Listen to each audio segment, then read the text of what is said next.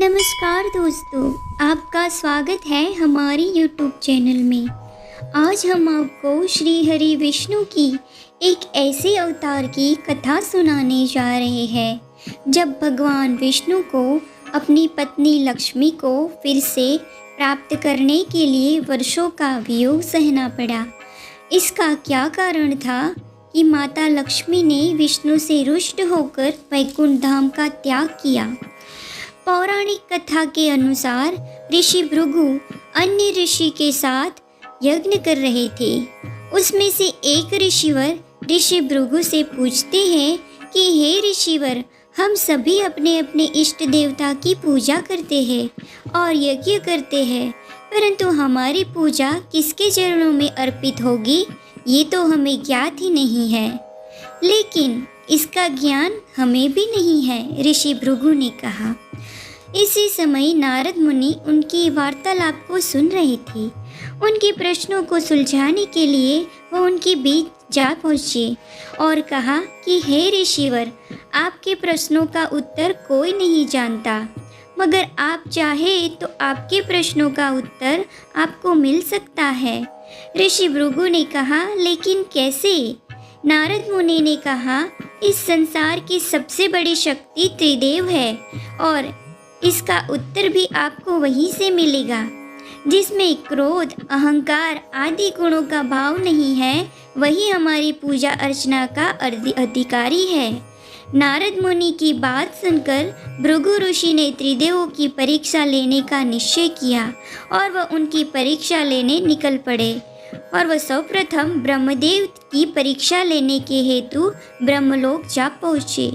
उस वक्त ब्रह्मदेव ध्यान में इस तरह लीन थे कि उन्हें भृगु ऋषि के आगमन का आभास ही नहीं हुआ। इससे वो क्रोधित हो उठे और बोले, ब्रह्मदेव, क्या आप भूल गए हैं कि आपके द्वार पर आए अतिथि का आदर सत्कार किस प्रकार किया जाता है? ब्रह्मा बोले, भृगु ऋषि, आपका इतना दुस्साहस कि आप इस सृष्टि के सर्जनकर्ता से इस प्रकार ऊंचे स्वर में बात करें, ये मत भूलिए, आपकी उत्पत्ति मुझसे हुई है। आपके पिता होने के नाते आपको तो मेरा आदर सत्कार करना चाहिए। भृगु ऋषि ने कहा, क्या आप भूल गए हैं अपने द्वार पर आए अतिथि का आदर सत्कार कैसे करना चाहिए? इसके बावजूद आप मुझ पे क्रोधित हो रहे हैं। इस वक्त मैं आपका अतिथि हूँ और अतिथि के साथ क्रोध भरी बात करना आपको शोभा नहीं देता। आप तो क्रोध से परिपूर्ण हैं। इसलिए मैं आपको श्राप देता हूँ कि आप संसार में कभी पूजनीय नहीं होंगे। इसके बाद भृगु ऋषि महादेव की परीक्षा लेने कैलाश धाम जा पहुँचे, जहाँ महादेव और माता पार्वती दोनों ही ध्यान में थे। भृगु ऋषि ने महादेव को पुकारा, पर ध्यान में होने के कारण उन्हें भृगु ऋषि के आने का एहसास ही नहीं हुआ। इसलिए भृगु ऋषि को अपमान लगा। वो क्रोधित हो गए और बोले, हे महादेव, आप अपने ध्यान में इस तरह लीन हैं कि आपके द्वार पर आए अतिथि का भान ही नहीं हुआ। महादेव बोले, भृगु ऋषि, आपने मेरा ध्यान किया होता, हमें पुकारा होता तो हम इसी क्षण आपके पास उपस्थित हो जाते, किंतु आपने हमारी आज्ञा का पालन नहीं किया और अनुमति के बिना हमारे निवास स्थान पर आ पहुँचे। भृगु ऋषि ने कहा कि हे महादेव, आपके क्रोध ने यह सिद्ध कर दिया कि आप भी त्रिगुणातीत नहीं हैं। आपने अपने शरण में आए भक्त को अतिथि का अनादर किया है। इसलिए मैं आपको श्राप देता हूँ कि इस संसार में आप सदैव लिंग के रूप में पूजे जाएंगे। इसके बाद भृगु ऋषि वैकुंठ लोक पहुँचे भगवान श्री हरि विष्णु की परीक्षा लेने, परंतु भगवान विष्णु भी इस समय माता लक्ष्मी से वार्तालाप में लीन थे, जिसके कारण भृगु ऋषि के पुकारने पर उनका ध्यान भृगु ऋषि पर नहीं पड़ा। अब बार बार उनका अपमान होते देख भृगु ऋषि अत्यंत क्रोध में आ गए। भगवान विष्णु के वक्षस्थल पर अपने पैर से उन्होंने प्रहार कर दिया। आघात लगते ही भगवान विष्णु और माता लक्ष्मी को भृगु ऋषि की उपस्थिति का भास हुआ। भगवान विष्णु का इस तरह अपमान होता देखकर माता लक्ष्मी अत्यंत क्रोधित हो गई। किंतु भगवान विष्णु ने क्रोध ना करते हुए अत्यंत शांत भाव से भृगु ऋषि से कहा, हे ऋषिवर, मुझे क्षमा करें। आपने अपने पैर से मेरे वक्षस्थल पर प्रहार किया है। कृपया कर मुझे बताइए कि कहीं आपके पैर में कोई पीड़ा तो नहीं हुई है। भगवान विष्णु के ऐसे निर्मल स्वभाव को देखकर भृगु ऋषि का क्रोध शांत हुआ और विष्णु जी पर किए गए कृत्य पर वह अत्यंत लज्जित हो गए और क्षमा याचना करने लगे। हे नारायण, मुझे क्षमा करने की कृपा करें। मैंने क्रोध में आकर इस सृष्टि के स्वामी पर ही प्रहार कर दिया। मैं किस प्रकार अपने इस नीच कृत्य के लिए क्षमा याचना करूं भगवान, मुझे क्षमा कर दीजिए। श्री हरि विष्णु बोले, ऋषि भृगु, क्षमा याचना तो हमें आपसे करनी चाहिए। आपने हमें कई बार पुकारा पर हमने आपकी पुकार को नहीं सुना। कृपा करके मुझे क्षमा कर दीजिए। आपके प्रहार से मेरे वक्षस्थल पर जो चरणों के निशान हैं वे सदैव मेरे वक्षस्थल पर इस प्रकार अंकित रहेगा। ऋषि भृगु बोले, मुझे और शर्मिंदा ना करे प्रभु, मैं तो अपने एक प्रश्न का उत्तर पाने हेतु त्रिदेवों की परीक्षा लेने निकला था। मुझे मेरे प्रश्न का उत्तर तो मिल गया है प्रभु, परंतु इस कृत्य की वजह से मैं शर्मिंदा हो गया हूँ। हे नारायण, आप ही ब्रह्मा है, आप ही त्रिगुणातीत है, आप ही हमारी पूजा अर्चना और यज्ञों को स्वीकार करते हैं, आप ही हमारे परमेश्वर है। भृगु ऋषि क्षमा याचना करके वहाँ से चले जाते हैं, परंतु माता लक्ष्मी अपने पति का अपमान सहन नहीं कर पाती।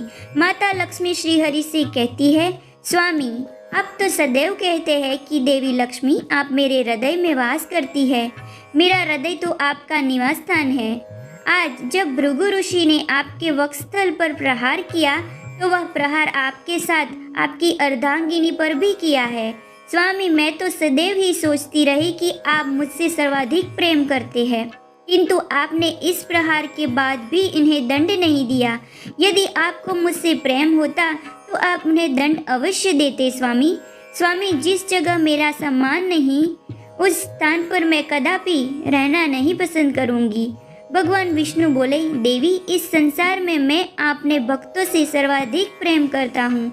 आप कृपया क्रोधित ना हो और शांत हो जाइए। इस प्रकार माता लक्ष्मी वैकुंठ को त्याग कर चली जाती है। माता लक्ष्मी के वैकुंठ त्यागने से भगवान विष्णु अत्यंत निर्बल और दुर्बल हो जाते हैं, क्योंकि उनकी शक्ति माता लक्ष्मी उनका त्याग करके वहाँ से चली जाती है। भगवान विष्णु की ऐसी हालत देखकर ब्रह्मदेव और महादेव माता लक्ष्मी को समझाने का प्रयास करते हैं, परंतु माता लक्ष्मी जी उन्हें कहती है, हे महादेव, हे ब्रह्मदेव, मुझे क्षमा करें, किंतु जहाँ मेरे स्वामी का सम्मान न हो मैं वहाँ कदापि नहीं रहना चाहूँगी। हे ब्रह्मदेव, हे महादेव, आप मुझे पृथ्वीलोक पर कोई ऐसे स्थान का सुझाव देने का प्रयास करें जहाँ मैं निवास कर सकूं। महादेव बोले, देवी लक्ष्मी, यदि आपकी यही इच्छा है तो आप पृथ्वीलोक पर वेंकटाद्रि पर्वत पर निवास करें। यह वही स्थान है जहाँ श्री हरि नारायण अपने वराह रूप में निवास किया था। मुझे पृथ्वीलोक में जाके वेश बदलकर किसी अज्ञात स्थान पर छिपकर रहना होगा, अन्यथा स्वामी मुझे ढूंढ लेंगे। कृपया कर मुझे छिपने के लिए किसी उचित स्थान का सुझाव दीजिए। लक्ष्मी जी बोली।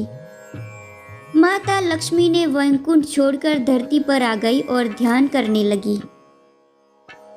इधर भगवान विष्णु माता लक्ष्मी जी के वैकुंठ छोड़कर जाने पर बहुत दुखी थे और उन्होंने माता लक्ष्मी की तलाश में एक दिन वैकुंठ छोड़ दिया और पृथ्वी पर जंगलों और पहाड़ियों में माता लक्ष्मी को खोजने के लिए भटकने लगे, परंतु भगवान नारायण उन्हें खोज नहीं पाए और उन्होंने परेशान होकर वेंकटाद्रि पर्वत में एक चींटी के आश्रय में विश्राम करने लगे।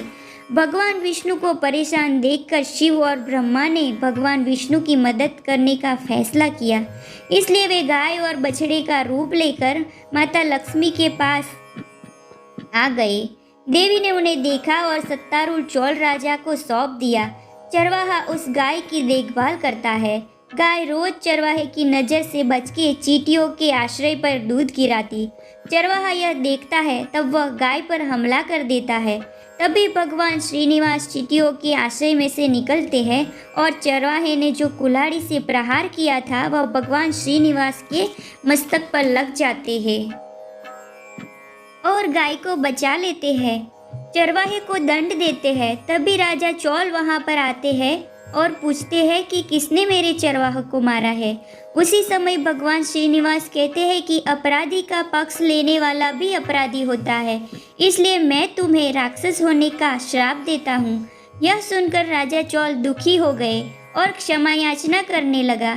तभी भगवान श्रीनिवास का क्रोध शांत हो गया और राजा चौल को माफ कर यह वरदान दिया कि आप आपके अगले जन्म में एक राजा के रूप में जन्म लेंगे और आपकी पुत्री पद्मावती से मेरा विवाह होगा।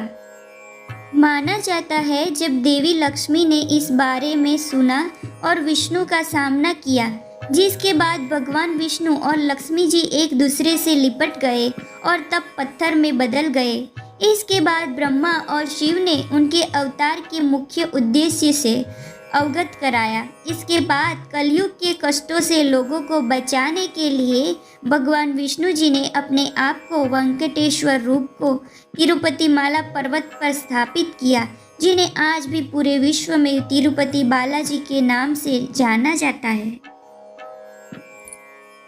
दोस्तों, आपको यह कहानी पसंद आई हो तो ज़्यादा से ज़्यादा शेयर करें, लाइक करें। साथ ही ऐसी पौराणिक कथाओं के बारे में जानने के लिए हमारे चैनल को सब्सक्राइब जरूर करें।